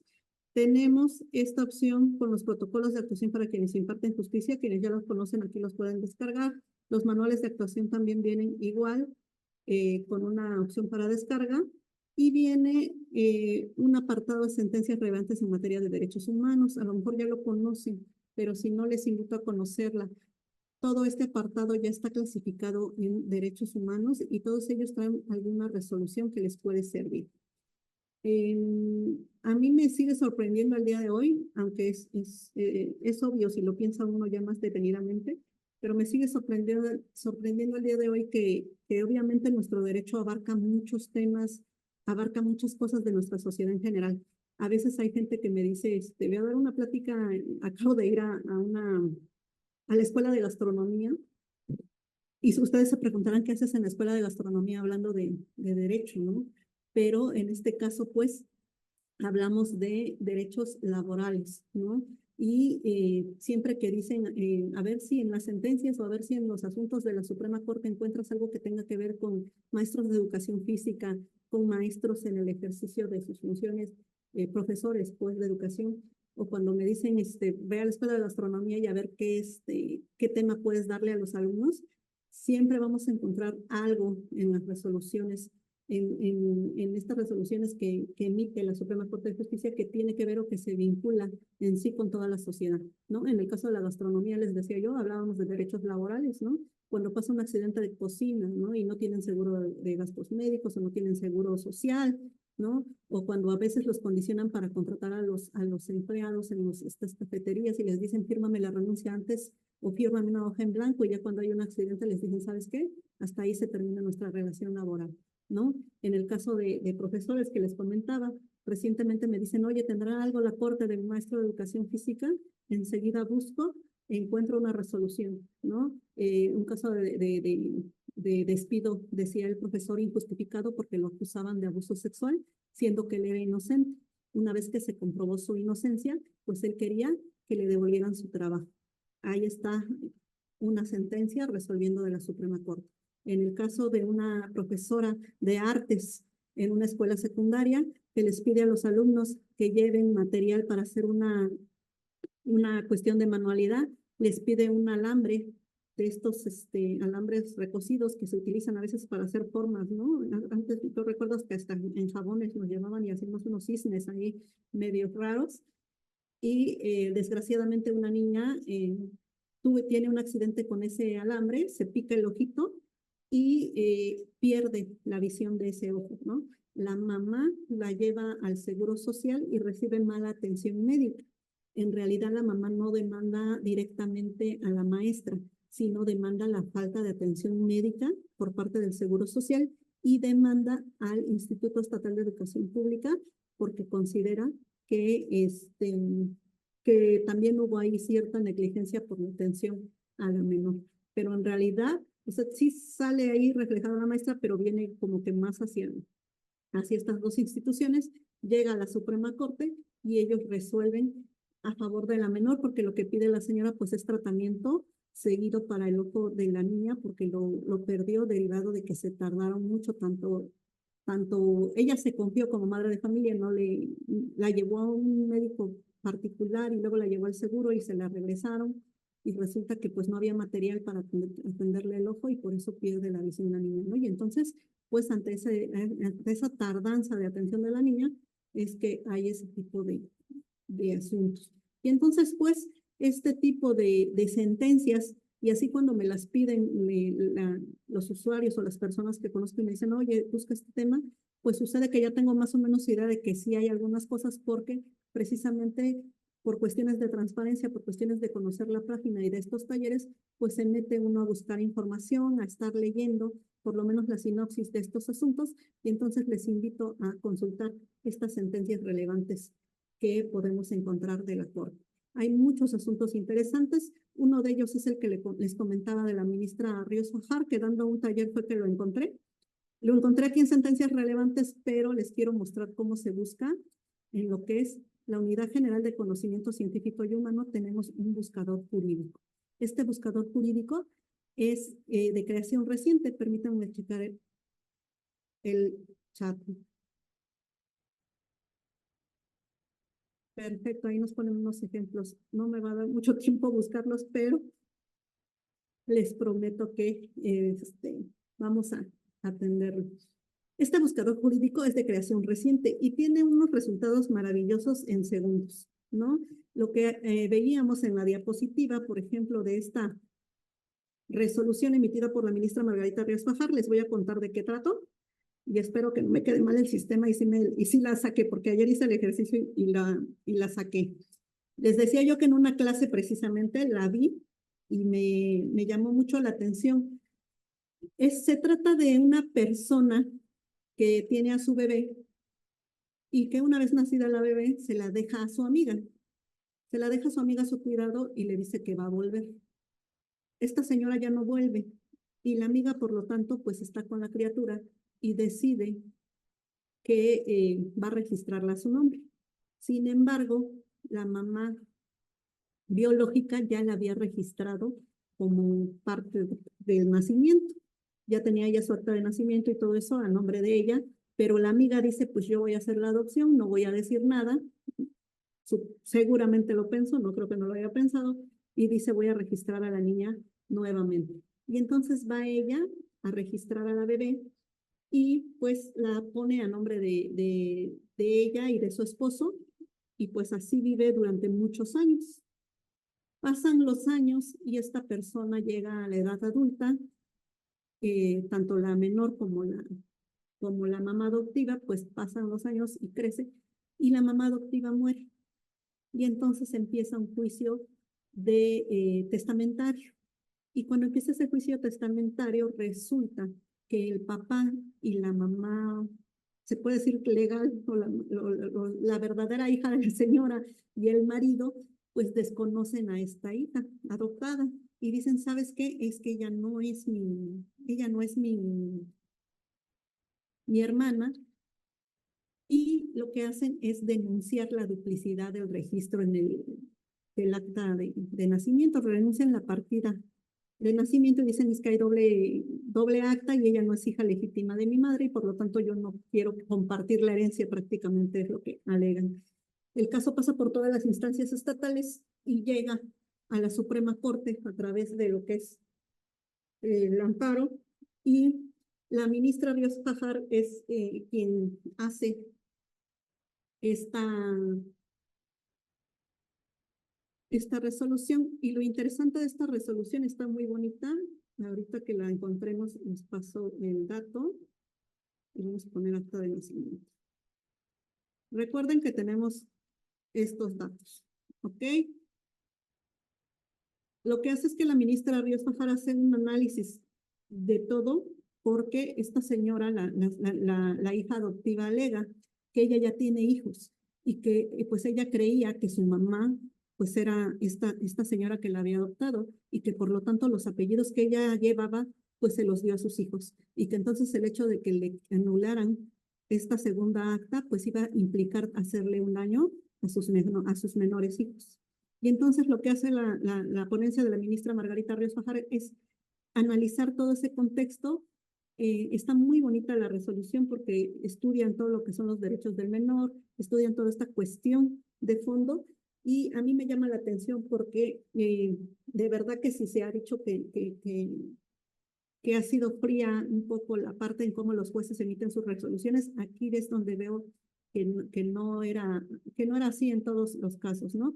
En este caso, analizan este hecho y descubren que cuando esta persona registró a esta menor, me imagino que su hija ya era mayor de edad, ese dato sí se los debo, ustedes leanla para que lo averigüen, pero la hija va, y yo creo que era mayor de edad porque ella firma de testigo esa adopción, y entonces dentro del análisis que hacen de esa resolución, le dicen, es que tú fuiste testigo de cuando tu mamá adoptó a esta niña, y entonces aquí lo que dejas ver es que no estás peleando por la nulidad del acta, sino por la cuestión monetaria, por la cuestión de lo que es la cuestión testamentaria. Y entonces analizan que le causarían más daño a los menores que el hecho eh, del testamento, pues, y que prevalecen más en esta cuestión el bienestar de los menores, y dejan que no se anule el acta, sino dejan las dos actas que permanezcan,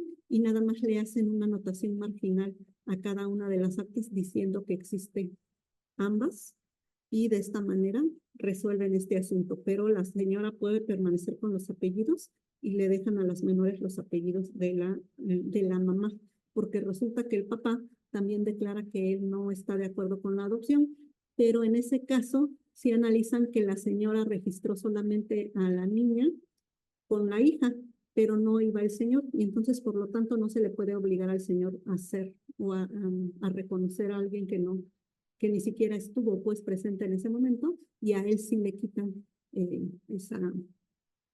esa obligación pues de estar ahí. Y entonces pues es un caso interesante, tenemos estos datos que es una adopción, que es de Querétaro y es un acta de nacimiento. Tal cual se los cuento así, la recuerdo y así la busqué, porque eso es lo que tenemos que hacer. A veces así oímos en la radio, oímos que nos piden, pues aquí vamos a hacer una búsqueda de esa información. Lo que va a hacer es que nos va a sacar este tipo de resultados. En este caso, este buscador jurídico nos dice, tengo sentencias, 61 sentencias. Lo que vamos a hacer es darle clic en sentencias y ya nos saca las 61 sentencias. ¿Y qué va a pasar? Tengo las herramientas de filtrar. Y entonces aquí lo que tengo, además de que es una adopción de Querétaro y un acta de nacimiento, es la ponente. Y en este caso es la ministra Ana Margarita Ríos Fajar. No sé si le pasé o ya no me lo. Aquí está. Y en este caso ya me salen 2 resoluciones nada más. En este caso veo una acción de inconstitucionalidad, no creo que sea porque lo mío era un juicio de amparo y habla de otro tipo de asunto. Y vamos a ver si no me hizo trampa el sistema, pero efectivamente aquí está la resolución. Es un amparo directo 18-2020. Si quieren anotar el dato para que ustedes después la puedan descargar. Y este amparo directo ya puedo ver el extracto del documento y puedo consultar el documento de origen. Lo que va a pasar cuando consulto el documento de origen es que me descarga mi resolución, que ya la tenía yo aquí. Ah, no, esa es la otra. El 18-2020 de Querétaro. Ok.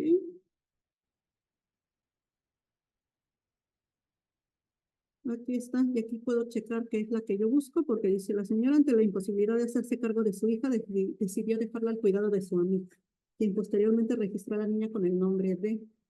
Aquí lo que vemos pues es una versión pública de la resolución. ¿Qué sucede aquí? Pues tiene asteriscos porque estamos preservando los datos personales de quienes están implicados en el asunto. Recordemos que tenemos que proteger los datos de las personas. Y en este caso, pues todo lo que se suprime es aquello que tiene datos que puedan hacer reconocible a una persona. De esta manera, pues ya encontré mi resolución, ya pude descargarla y ya tengo acceso a todo ese material. Entonces, puedo utilizar los diferentes buscadores para localizar información, puedo hacer el uso de herramientas del filtro. Eso les comento también, no nada más en la página de la Corte, también toda aquella página que ustedes vean y que tiene herramientas de filtrado, ahí es recomendable utilizarlos para ir acotando la información y que puedan ustedes tener todo más conciso.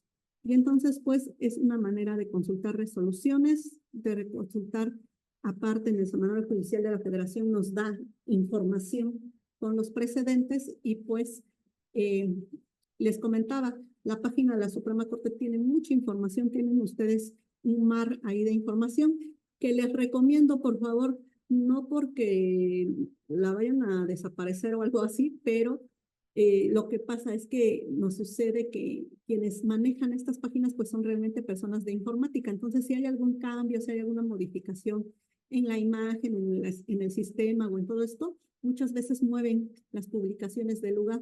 Y entonces, si las vemos y ya resulta que hay un cambio o hay algún movimiento, las perdemos de repente. Por lo regular sucede cada que hay un cambio de presidencia porque se cambia la imagen institucional, cambia el color de la imagen institucional. En el caso del ministro Saldívar y de la ministra Piña, es este azul.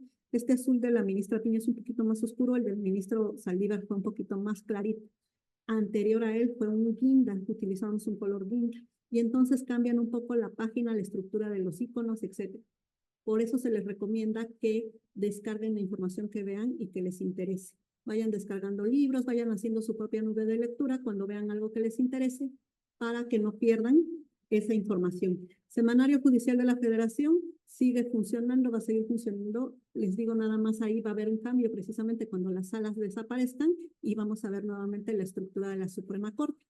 Si me permiten después, ya una vez que esto suceda, ponernos al día y ya podemos retomar igual ya hay una capacitación para que veamos cómo quedó todo este sistema nuevamente, ya con la nueva Suprema Corte de Justicia que va a ver esa integración, pues ya podemos ver después cómo va quedando. No sé si alguien tenga alguna pregunta, alguna duda. Por mi parte, es lo que les puedo compartir. Espero que les haya servido, que les guste esta capacitación. Y no sé si hay algo.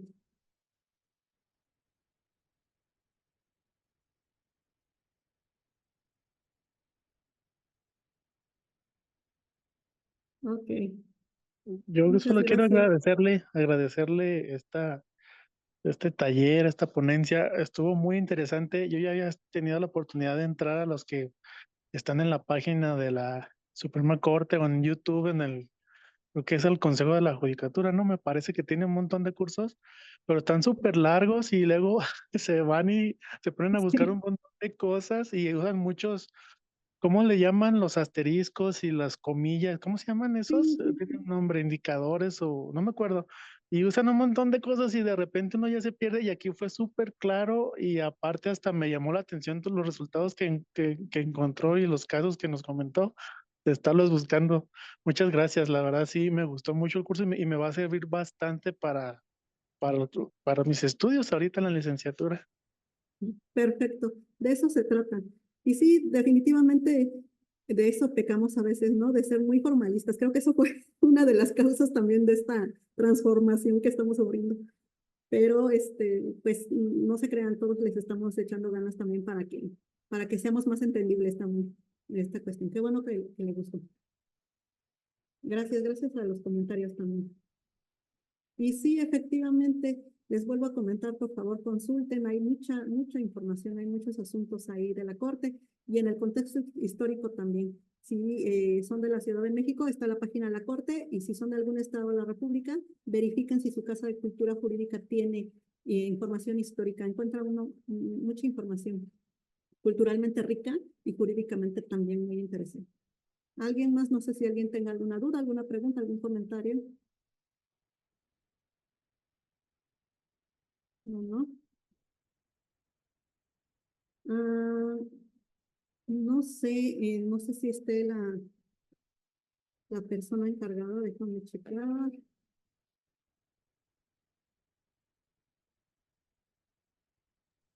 A mí ya me contestaron en el chat que no saben si se va a compartir la grabación.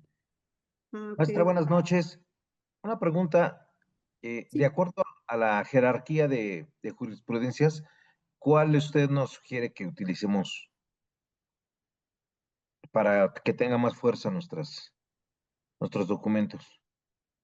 Pues siempre va a ser la obligatoria y los precedentes que son los que actualmente son se puede decir los que son vinculantes, los que son obligatorios para los órganos jurisdiccionales. Sin embargo, lo que les comentaba era eso, es que muchas veces, y nos sucede aquí en Casa de Cultura, que luego vienen los usuarios y no encuentran asuntos favorables pues porque provienen de asuntos realmente los criterios, ¿no? Y dicen, es que nada favorece a mi cliente y se les dice, ¿sabe qué? Busque la tesis aislada o busque el voto particular y encuentran ahí un criterio y le digo, pues hallarme algo y nuestra labor precisamente como defensores, como abogados litigantes, pues es esa, ¿no? Generar argumentos que trate uno de convencer a los titulares de los órganos jurisdiccionales de cambiar o de modificar precisamente ya esos criterios vigentes. Y entonces, ahora sí que es parte de esto, aprender a sacarle ventaja a toda esa información jurídica que se ha ido generando en diferentes órganos y que a lo mejor ese nuevo titular o esa persona a la que vamos a dirigir ese escrito, pues va a pensar igual que ese señor ministro o que ese señor juez o ese señor magistrado, ¿no? Y vamos a cambiar ahí o vamos a ayudar a cambiar un criterio nosotros mismos, ¿no?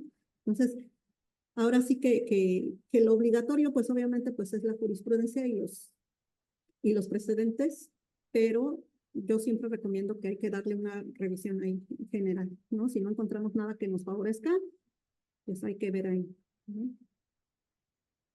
Por ejemplo, si nos encontramos por ahí alguna jurisprudencia de pleno o de sala, pero de la Suprema Corte de Justicia, y vemos por ahí otras jurisprudencia por ahí de un tribunal de circuito, eh, obvio, pues la que encontramos de la Suprema Corte la va a matar, ¿no? Sí, Entonces, si no es tan favorable, pero es de la Suprema Corte, o sea, nos recomienda utilizar mejor la de la Suprema Corte que la de algún tribunal de circuito.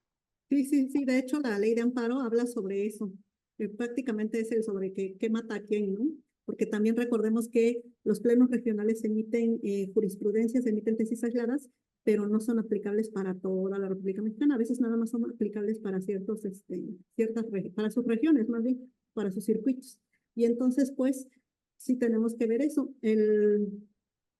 Permítanme, le busco Gracias. ese artículo. ¿Alguien más tiene alguna pregunta? Que no viene en es que necesito otro taller con más información también, porque mi taller en sí duraba 5 horas y eso es lo que se ha ido cambiando, precisamente porque sí suele ser tedioso. Pero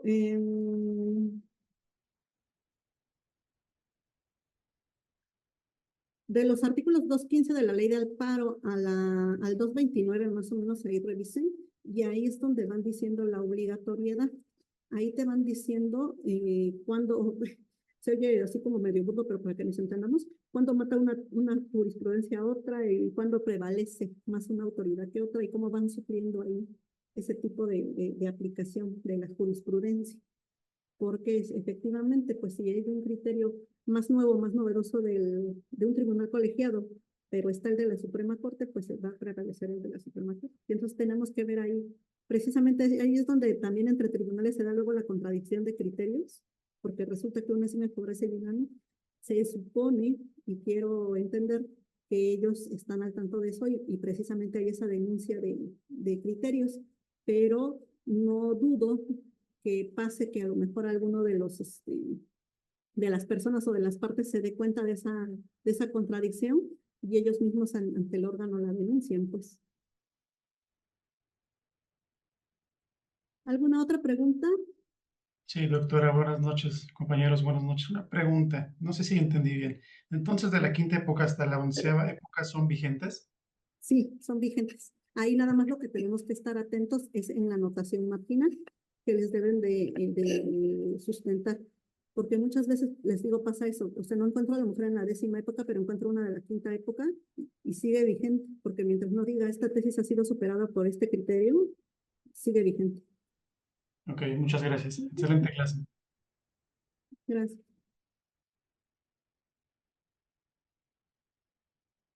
Gracias, doctora. Muchas felicidades. Gracias. Bueno. Por mi parte es todo. Les agradezco su presencia, les agradezco sus preguntas. Quedo a la orden. Aquí en Casa de Cultura Jurídica pueden localizarme. Pueden también localizarnos ahí en los correos electrónicos que están de la Suprema Corte, pero con todo gusto. Cualquier duda, cualquier ayuda que necesiten, podemos atenderlos también. Les agradezco mucho su participación. Que tengan bonita noche y excelente semana. Gracias, igualmente Buenas bonita noches. noche a todos. Gracias. Gracias, buenas Gracias. noches.